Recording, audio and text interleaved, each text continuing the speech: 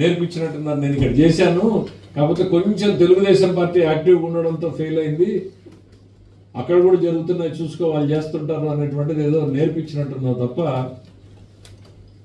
మాకు ఎవరితోనూ ఉండాల్సిన పని లేదు. ఈరోజు కేంద్ర ప్రభుత్వంలో ఎన్డీఏ కూటమిలో బలమైన భాగస్వామిగా ఉన్నాం, నమ్మకమైన భాగస్వామిగా ఉన్నాం.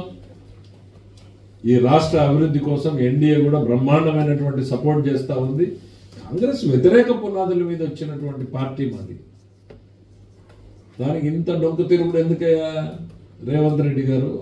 ఆయన ఈ వాజ్ ఏ పార్టీ మెంబర్ ఒకప్పుడు. మరి మీరు కేసీఆర్ గారు మీరు అవ్యాజ్యమైన ప్రేమలు కనపరుచుకున్నారు కదా,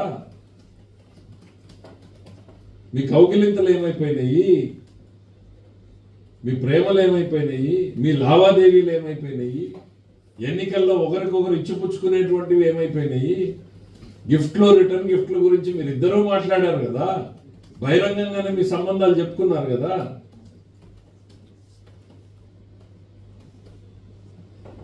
ఇవాళ మాకు ఎటువంటి అవసరం లేదు. చంద్రబాబు నాయుడు గారు is a very tall leader, very tall leader.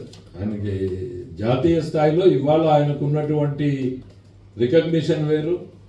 నీలాగా ఈ చిల్లర ఓట్ల గురించో వాటి గురించో ఆలోచన చేయాల్సినటువంటివి, ఈ చీకటి వ్యవహారాలు చేయాల్సినటువంటి అవసరాలు చంద్రబాబు నాయుడు గారికి లేవు.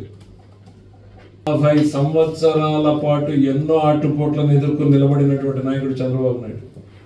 మరో 10 ఏళ్ళు ఖచ్చితంగా ఆయన లీడర్షిప్లోనే ఈ పార్టీ బలంగా ఈ రాష్ట్రంలో ఉంటుంది. ఆయనే ముఖ్యమంత్రిగా ఉంటాడు. అసలు ఎన్నికల్లో కంటెస్ట్ చేయడానికి మీరు అర్హులుగా ఉంటారో లేదో ముందు మీరు తెలుసుకోండి జగన్మోహన్ రెడ్డి గారు.